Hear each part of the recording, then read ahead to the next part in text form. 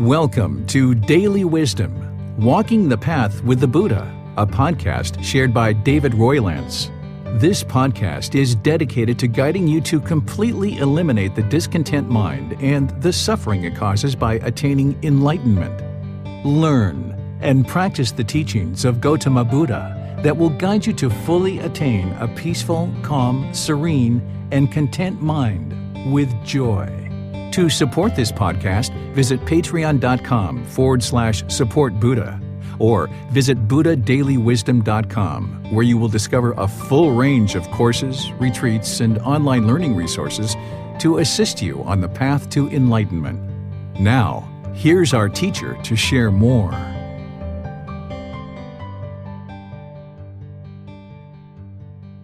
Sawadee Kap. Hello and welcome to Daily Wisdom, Walking the Path with the Buddha. Today is our group learning program, and we're in Chapter 14, which is titled Cultivating Healthy Mental States, Loving Kindness, Compassion, Sympathetic Joy, and Equanimity. This is the chapters in this book, Developing a Life Practice, the Path that Leads to Enlightenment, that is our guide in this program where we go each week on Sundays, chapter by chapter. And then on Wednesdays, we meet in order to support, encourage, and motivate each other in our meditation practice. This week, we're going to be discussing cultivating these healthy mental states that are needed in order to make your way to enlightenment. These are often referred to as the Brahma-viharas, and they have specific antidotes or remedies that they're actually applying to the mind. There's certain things like anger or hatred, ill will. There's indifference and worry, anxiety, jealousy, envy, a certain amount of arrogance and pride and overactivity and restlessness of the mind that these four healthy mental states are actually remedying in the mind. So I'm going to share with you what these four healthy mental states are, how to actually cultivate them, and what they're actually remedying in the mind. And in this way, you'll be able to then apply them whenever you see the certain symptoms of the problematic aspects of the mind arising. You'll be able to apply the remedies so that you can then antidote the mind and take it away from those unhealthy mental states. So welcome to our class today. You're welcome to ask questions as we go. You can put those into Facebook, YouTube, or in Zoom. I'll be able to see those and be able to answer any questions that you might have. If you're in Zoom, you can electronically raise your hand and ask any questions or follow-up questions directly. So the first healthy mental state to understand is referred to as loving kindness. This mental state is active goodwill towards all beings without judgment. This is a genuine interest in seeing all beings be well. And it's the exact opposite of anger, hatred, ill will in those lesser versions like frustration, irritation, annoyance, even dislike. So when you're practicing loving kindness, you're going to have this interest in seeing all beings be well rather than having hatred or dislike towards them or frustration or this harshness and bitterness towards other beings. The way that you cultivate this in your life practice and in the mind is through loving kindness meditation. Now, if you've been learning in this program, you've learned breathing mindfulness meditation and you've learned loving kindness meditation. These are the two primary forms of meditation that the Buddha taught in order to move the mind to enlightenment. Breathing mindfulness meditation is addressing the arising of the wholesome qualities of mindfulness and concentration while eliminating craving, desire, attachment. The loving kindness meditation is helping to arise loving kindness, or this genuine interest in seeing all beings be well, so that you can eliminate anger, hatred, and ill will from the mind. As long as you have anger, hatred, and ill will in the mind, your intentions, your speech, and your actions will emanate from that. And now as you interact with either your friends or family or coworkers or neighbors, other people around you, you're going to find it very challenging in order to interact in a healthy way that leads to harmonious relationships. So by you transforming your mind away from anger, hatred, ill will, and all those lesser versions like frustration, irritation, annoyance, and even the slightest little dislike, now as you transform your mind, you'll be able to exist in relationships and participate in relationships and maintain relationships with this loving kindness, having this genuine interest in seeing others be well. But as long as there's that ill will in there, or even those lesser versions, there's going to be a bit of rub in your relationships, and you're going to find it challenging to be harmonious in all your relationships.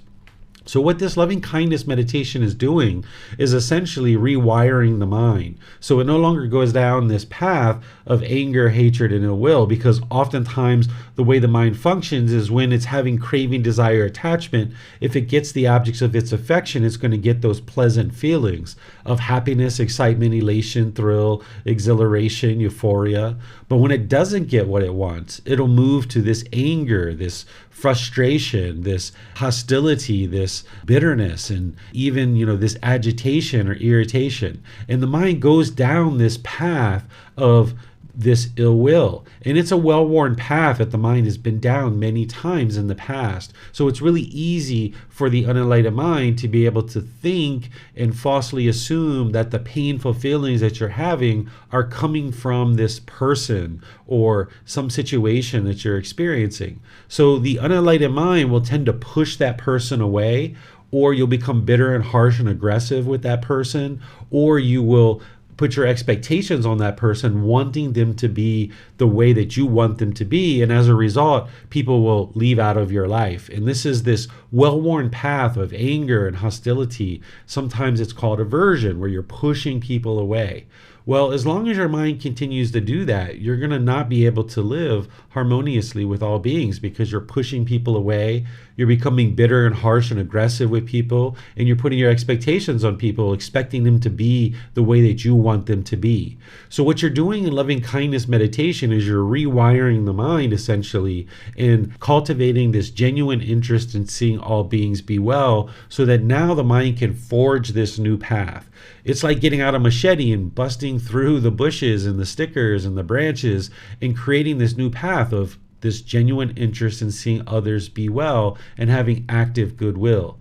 And over time, as your mind goes down this path more and more, the path then gets very well worn, that the mind is easily able to practice loving kindness. And this old path of anger, hatred, ill will, aversion, bitterness, hostility, putting your expectations on people, that all gets overgrown, and the mind can't go down that path anymore, because with wisdom, it realizes that this is unfruitful and unbeneficial to go down this path. So it starts going down this path of this loving kindness more and more readily. So the loving kindness meditation is key in order to transform the mind, uprooting the anger, hatred, ill will, and all those lesser versions, and bringing in this active goodwill. And then you need to practice it through your intentions, your speech, and your actions as part of the Eightfold Path that you've been learning, as I've shared in this program and in the books and videos and other things like this.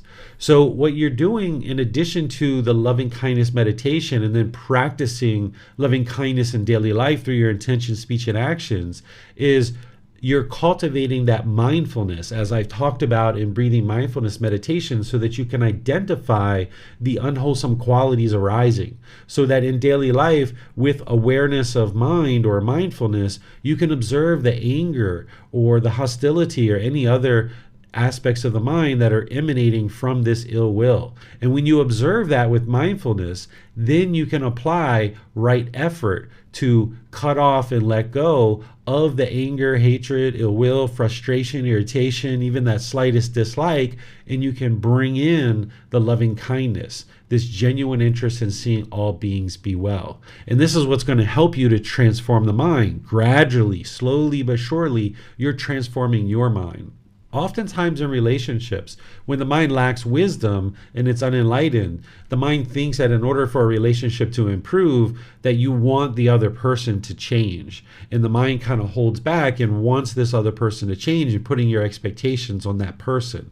But in reality, what needs to happen in order for you to experience harmonious relationships is you need to improve the condition of your mind. And when you improve and transform your mind, then you will see your relationships improve. Both personally and professionally, your relationships will blossom. And this will help you to improve your relationships as you're doing loving kindness meditation. And now through your intention, speech, and actions, you can be loving and kind rather than having any bitterness or hostility. The next one to look at, this is called compassion. This is called the concern for the misfortune of others. That's how you would define the word compassion. Now, what tends to happen in the unenlightened mind is it lives on either side. It doesn't live in the middle. So the mind will either be indifferent to other people's unfortunate circumstances, or it will be worried and have anxiety. These are the two opposite sides. Where if there's craving, desire, attachment, wanting everybody to be peaceful or wanting everyone to be happy or wanting everybody to be a certain way, that the mind can be worried and have anxiety when you see that someone is maybe homeless or somebody lacks food or medical care or something like this. The mind can be worried and have anxiety because of that. But then the other side of that is the mind can be indifferent and could care less how other people are treated and the unfortunate circumstances that they're experiencing. And on either side, the mind can't experience peace and joy because it's on two opposite sides. It's not yet in the middle. So the way that you transform this indifference and this worry and anxiety about what's going on in the world is you cultivate compassion, which is the concern for the misfortune of others. This is the remedy to this indifference and the worry and anxiety. And the way that you cultivate it in your life is that as you're practicing mindfulness or awareness of mind and you see this indifference come up in the mind where you could care less about other people's unfortunate circumstances, or if you notice that the mind is worried or having anxiety, you can observe with mindfulness or awareness of mind that the mind's not in the middle. And then you apply right effort in order to bring the mind to the middle where it has the concern for the misfortune of others. That you're not worried and having anxiety and you're not indifferent, but your mind can be in the middle having this concern. Because a mind that is worried sees all the problems in the world and it's discontent. But a concerned mind sees the problems, but it also knows the solutions and it can maintain its contentedness. The solutions to all the difficulties and struggles that people are experiencing in the world, all the unfortunate circumstances, is they need to cultivate wisdom in order to make wiser decisions. Because the experiences that we have in life, whether they're fortunate or unfortunate, are all as a result of our decisions. So if we are continuing to make unwise decisions, we will continue to experience unwholesome outcomes or unfortunate outcomes. So therefore, by us cultivating wisdom, we can make wiser decisions that lead to improved results. So if you understand that any circumstances that somebody is experiencing in life, in order for them to experience something better, they need to be able to cultivate wisdom, have an open mind to learning and practicing cultivating wisdom. And as they cultivate wisdom, they can make wiser decisions that lead to fortunate outcomes. But as long as your mind is wanting everybody to be a certain way and that you really struggle and have difficulties when you see people in unfortunate circumstances, then you might really struggle with that and have worry and anxiety. But also the mind can be in this indifference too. So when we have concern for the misfortune of others, we might try to reach out to people, we might try to help them, we might try to assist them with the challenges and unfortunate circumstances that they have. But we realize with wisdom that in order for somebody to have an improved situation in life, they need to be open-minded to be able to cultivate wisdom so that they can then use that wisdom to make wiser decisions. And that's what's going to produce more fortunate circumstances or wholesome outcomes for them. We aren't able to change other people's life. Each individual person has to make the choice to cultivate wisdom and make wise decisions for themselves. We can assist people, we can help people, we can offer guidance, but if they don't have an open mind to understanding the cultivation of wisdom and then making wiser decisions, we can't be with them every moment of their life to make decisions for them. They have to be able to have the wisdom on board to make those decisions for themselves. So we can help, we can assist, we can offer assistance, but when we worry and have anxiety, that's only harming one's own mind, and that's coming from craving, desire, attachment. And also if we're indifferent, then the mind essentially just doesn't care about others, and the mind is somewhat selfish in that situation. So you can cultivate these healthy mental states of loving kindness and compassion through loving kindness meditation, as I mentioned, and that tends to boil over into compassion. But then you're using that mindfulness or awareness of mind to be observant of the unwholesome qualities of, for loving kindness, anger, hatred, ill will, and those lesser versions like irritation, annoyance, and dislike, and then bringing in right effort to arise the wholesome quality of loving kindness. And then the same thing with compassion is you're being observant of the mind or awareness of mind with right mindfulness, and then bringing in the compassion with right effort anytime you see the mind is indifferent or it's having worry or anxiety about other people's misfortunes in the world. I'm going to pause here and see what questions you guys have on these two before we move on to the next two. You can ask the questions by putting those into Facebook, YouTube, or in Zoom. Or in Zoom, you can raise your hand electronically and ask any questions or follow-up questions that you like. Okay, I'm not seeing any questions here in any of our platforms, so that must mean you guys are understanding this to a certain degree. I'm going to go ahead and move on to the next two mental states for you to understand as part of this particular chapter of cultivating healthy mental states. And this is sympathetic joy and equanimity. What sympathetic joy is this is the joy for other success, even if you didn't contribute to it.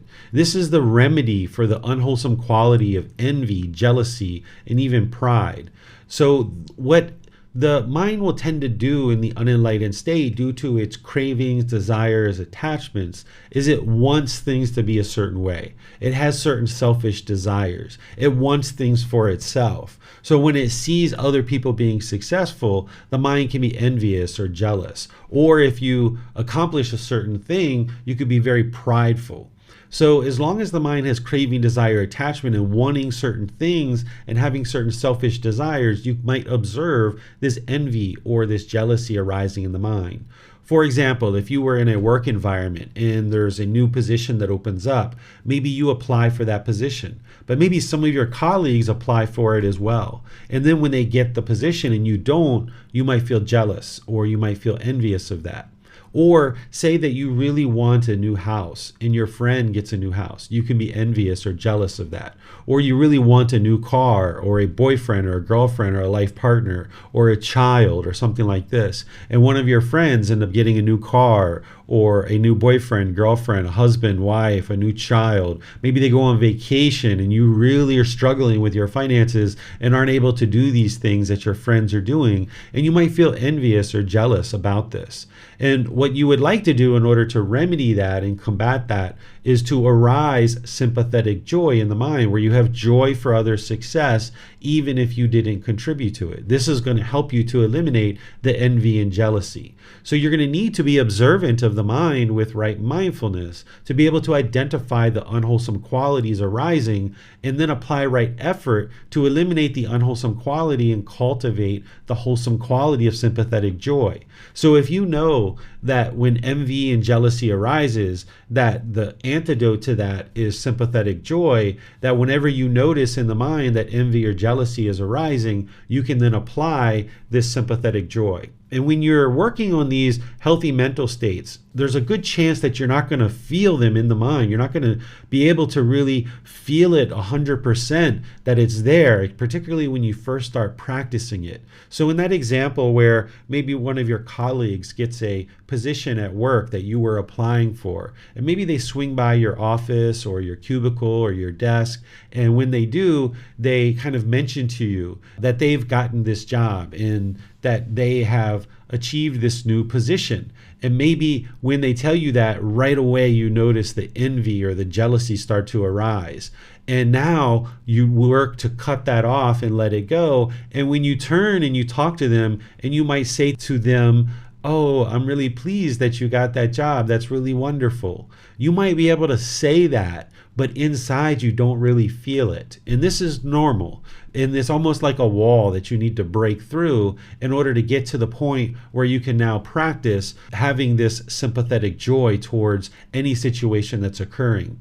As long as you have this wall in there, as long as you have that craving, desire, attachment, wanting things a specific way, you might find it a real struggle to practice sympathetic joy. And that's okay. That's the whole reason why you're becoming aware of this, so that then you can practice it. And more as you are practicing it, the mind will get better and better at practicing it. But if you never take an effort to step forward and break down that wall, you'll just stay stuck in your envy and your jealousy. So it's important that as you see the envy and jealousy arising, that you try to break through that wall with arising the joy for other success, even if you didn't contribute to it. And even if you don't feel it truly, maybe all you can do is put together a few words and a smile or something like this, But more and more, as you diminish your cravings and you arise this sympathetic joy, it'll be easier and easier for you to practice that. But you've got to start somewhere and start wearing away this envy and jealousy by applying the antidote of sympathetic joy.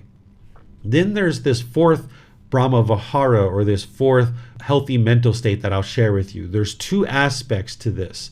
It's called equanimity. And the first aspect of equanimity is mental calmness, composure, and evenness of temper, especially in a difficult situation. That's one part of it.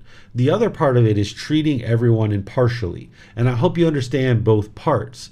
This mental calmness, composure, and evenness of temper, especially in difficult situations, will help you to eliminate the restlessness, the worry, the anxiety, and the overactive mind. Because in certain situations, you might find that your mind becomes unsettled or unstable, that there isn't calmness in the mind. So say, for example, you got a phone call that your child broke their leg and they're in the hospital, or your mom or dad are injured and they're in the hospital, or maybe your brother or your sister or your life partner or somebody like this is having a medical emergency. And maybe they're even in the ambulance on the way to the hospital and you're hearing the sirens in the background of the phone, or they're at the hospital and you can hear the machines doing different things in the hospital. And as soon as you get this phone call, you might notice that the mind has this tendency to become overactive or restless or worried or having anxiety. Well, what you would like to do in this situation is arise this equanimity, bring in the mental calmness, composure, evenness of temper, especially in this difficult situation.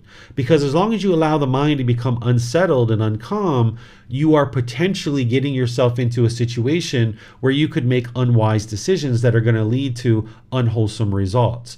Because in this situation where you get a phone call from a family member that is having a health emergency, if you get all shaken up on the phone call, grab your keys and run out the door into the car and, take off to the hospital, you might get into a car accident yourself, which would be unfortunate. And this is because the mind's overactive and worried and having anxiety. Or even if you make it to the hospital successfully, you might rush into the hospital and now the doctors and nurses are trying to talk to you and explain the situation so that you can make some wise decisions that will help your loved one. But because your mind's so shaken up, you're not taking in the information from the doctor and nurse very readily. So therefore, you're going to have challenges to process what's coming into the mind and then make wise decisions to help your family member. So by maintaining your calmness and composure, your evenness of temper, especially in difficult situations, you can ensure that with that calm mind, you can now make wise decisions that lead to wholesome results, that you're not going to make the situation worse, and that you can address whatever situation that you're encountering. Because by allowing the mind to become unsettled and unstable and unsteady and shaken up isn't actually solving the problem. It isn't helping anything. That is actually the problem. That as long as your mind is shaken up and unsteady and uncalm, you're not going to be able to bring forth your wisdom to be able to address the situation. And this is just one example with a medical emergency. But say your child comes home with a report card that the grades aren't exactly what you would like them to be. Or say you get a phone call from school and the teacher's sharing with you some problems that your child is having at school. Or say you get some big news about your automobile or your home, that there's some big, huge, costly repair, and you know that you don't have the money to make this repair to your car or your home. There's any number of difficult situations that could come along. You might get laid off at your job, or you might get fired at your job, or any number of things. You could get notification from your partner that they want a divorce or something like this.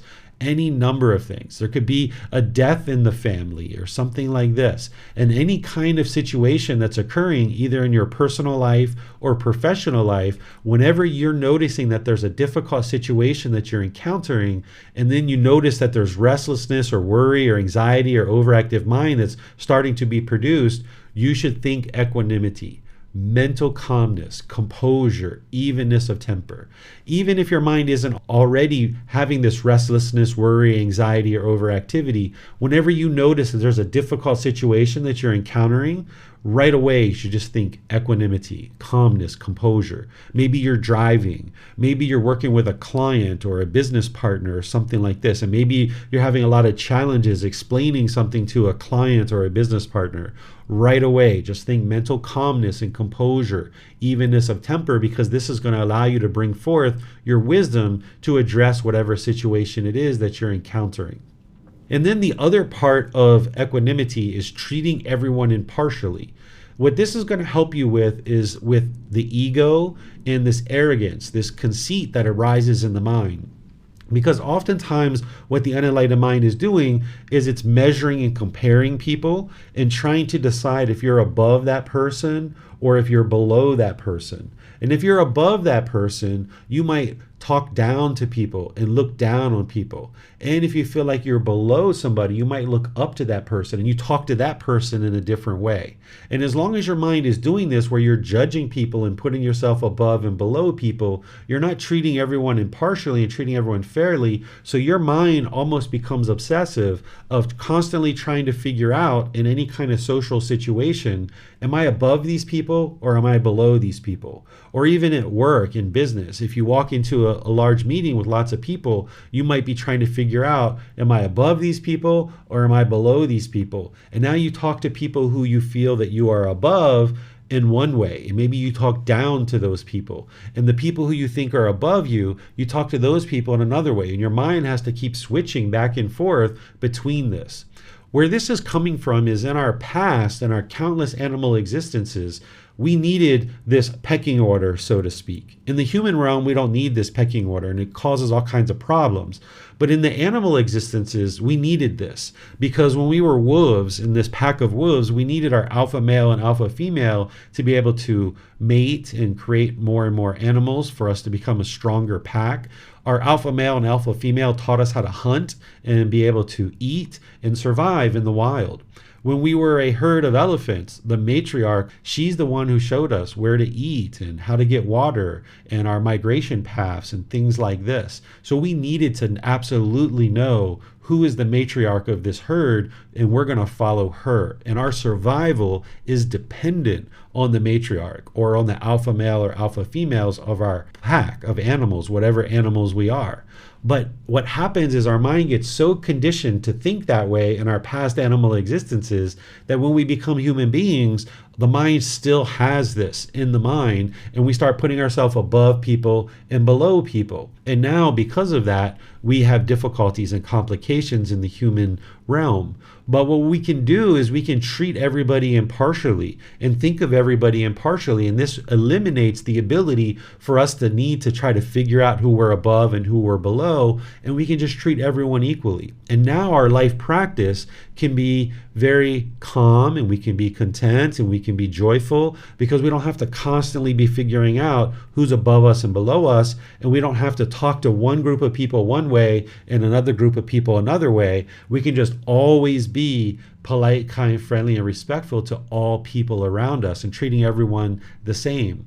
So if you met the president of your country or you met some famous celebrity, you should treat that person the same way that you treat any other person, whether it's somebody who's working at a restaurant or someone who's a cleaner at a school or a commercial building, or if you work in a place where there's street sweepers or garbage collectors or things like this. Sometimes people look at others as being above or below them, and they might treat the president of their country one way, and they might treat someone who has what's considered to be a lower job in a different way. But if your mind starts to be trained to treat everybody impartially, now you can speak to everybody the same, and your mind can be at ease because you just treat everybody the same. And this will help you to eliminate arrogance and ego, that conceit, the measuring and comparing and judging other people. And the way that you do this is the same way that we've been talking with these other Brahma-viharas, is that with mindfulness or awareness of mind, you identify these unwholesome qualities as they're arising, where you see the restlessness, the worry, the anxiety, the overactive mind, the arrogance and ego arising. Then you apply right effort to eliminate those unwholesome qualities and cultivate the wholesome quality of equanimity. Whether it's calmness and composure, or whether it's treating everyone impartially, you can arise this equanimity in the mind. So I'm going to pause here and see what questions you guys have here. And I've got one more thing to talk with you guys about, and this would be everything that we're going to be discussing as part of our class today. If you have questions, you can put those into Facebook, YouTube, or Zoom. I'll be able to see that and then answer any question that you have. If you're in Zoom, you can electronically ask any questions or follow-up questions directly. All right, I'm not seeing any questions from anyone. So let me share with you guys this next healthy mental state. This isn't part of the Brahma-viharas, but this was included in this chapter, so it's something that you'll need to learn. And we've talked about this in different chapters as well, but I also included here in this chapter. We talked about generosity back in chapter 10 as part of what is merit, and we even talked about it back in chapter 4 as part of the Four Noble Truths, because it's helping you to eliminate craving, desire, attachment. Even though it's not part of the Brahma-viharas, I included it here as part of cultivating healthy mental states because it tends to be a mental state that is very challenging for some practitioners to cultivate. So it's important to remind yourself that generosity is a healthy mental state and it needs to be practiced in order to train the mind to let go. What generosity is a readiness and taking the action to frequently give something more than is strictly required, such as your time, effort, energy, financial support, or resources, without any expectation of anything in return. It's the giving and sharing, the helping of others, and making that part of a comprehensive life practice. This is going to help you eliminate craving, desire, attachment, the mind holding on. Because when there's craving, desire, attachment in the mind, it tends to be selfish. It tends to have selfishness. And as long as the mind is doing that, you're not going to be able to train the mind to let go and eliminate these discontent feelings because the mind's holding on and holding on and holding on. So where you see that the mind is being selfish or it's having selfishness, if there's craving, desires, attachments, and you notice that with right mindfulness, be sure that you arise this healthy mental state of generosity. This is what's going to help you to train the mind to let go. And if you're sharing your time, your effort, your energy, financial resources, or anything like this, any kind of support that you're providing to help an individual. And there's lots of different ways that you can practice generosity because you need to practice this from the middle way too. If you have craving, desire, attachment, and you're sharing and you're giving excessively and you don't have what you need for your life and your family's life, this isn't going to promote a peaceful life and a joyful mind either. But also, if you were never practicing generosity and you were very selfish, this isn't going to promote a healthy mental states either. So you need to find this middle way where you can practice generosity. It can be as simple as you're walking into stores and you notice that somebody is behind you, you might hold the door and open it for them. But as you do that, be sure you don't have an expectation that they will say thank you or that they will smile. Because if you are, you're not practicing pure generosity. Sometimes if you do something for somebody, you might still be expecting something from them. Even something as simple as a thank you or a smile. That's still an expectation. And then if you hold the door for somebody and they don't say thank you and they don't smile perhaps, you might be angry or frustrated because of this. And that's because your craving, desire, attachment is polluting your generosity. You're not yet practicing pure generosity. So if you're going to hold the door and open the door, just do it as a way to enhance your mind and practicing this healthy mental state of generosity. And if somebody says thank you, wonderful. If they don't say thank you, that's fine too. You shouldn't be looking for the thank you, or you shouldn't be looking for the smile.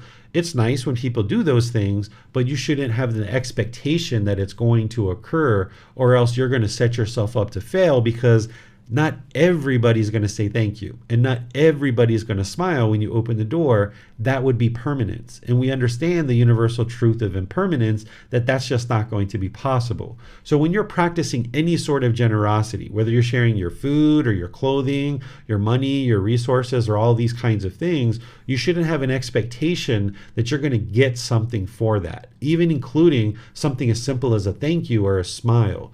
It would be nice and wonderful if people said thank you, or they smiled, or they showed appreciation, but it's not going to happen permanently for you. So as long as your mind has that expectation, you're going to set yourself up for painful feelings when you have an expectation and it doesn't get met.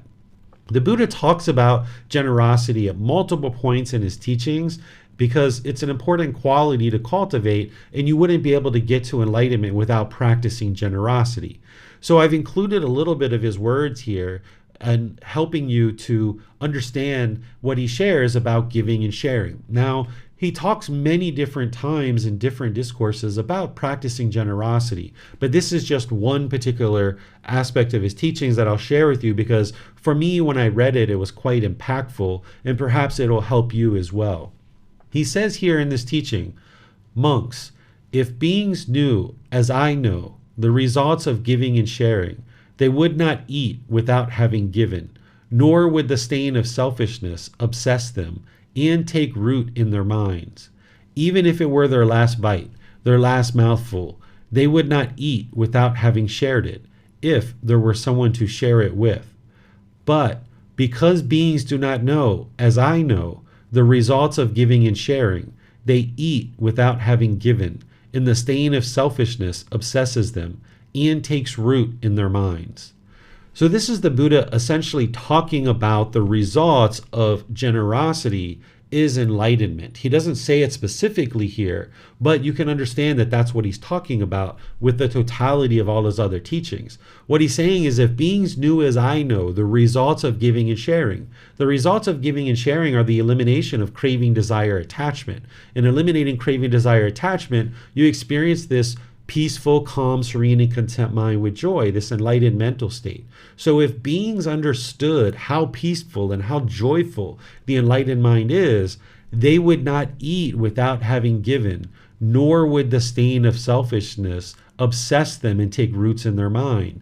Even if it were their last bite, their last mouthful, they would not eat without having shared it, if there were someone to share it with.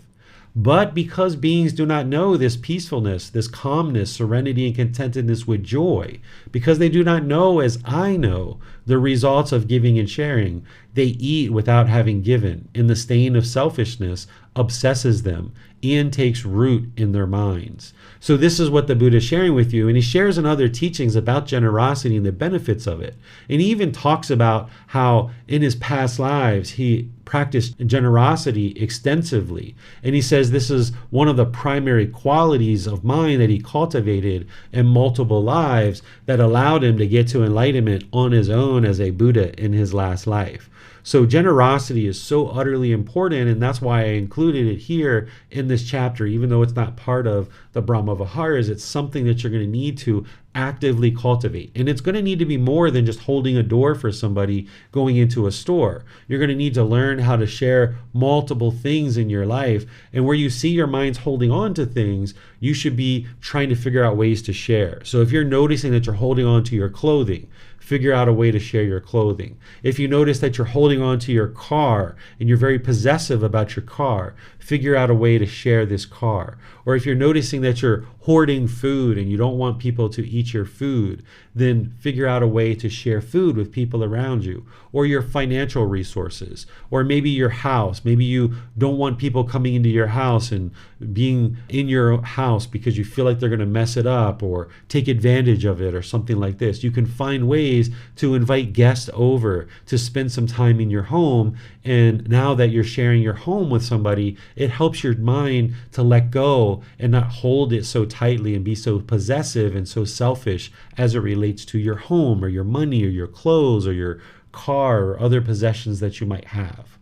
So this is everything that I have to share with you guys today on this topic. So I'll open up to any questions that you guys have related to the Brahma-viharas or this healthy mental state of generosity.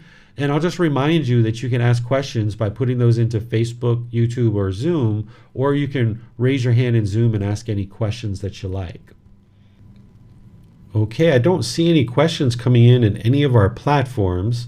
So I guess we'll just end class here. Just a short little class, just a 40-minute class here to help you guys to understand more about the healthy mental states of generosity, which is part of this chapter, but more importantly, the Brahma-viharas, which are the loving kindness, the compassion, the sympathetic joy, and equanimity. These are mental states that you're going to need to cultivate in the mind in order to move it closer and closer to enlightenment. And understanding those symptoms that you're going to see is really helpful in order to help you get to the point where you can then know to apply a specific healthy mental state. So this is where people can kind of think about the Buddha almost like a doctor, that you see that with the Buddha having understood the certain symptoms in the mind, that he then understood the antidote to apply. And that's something that you're going to need to understand as well, that as you see those symptomatic issues in the mind that we talked about,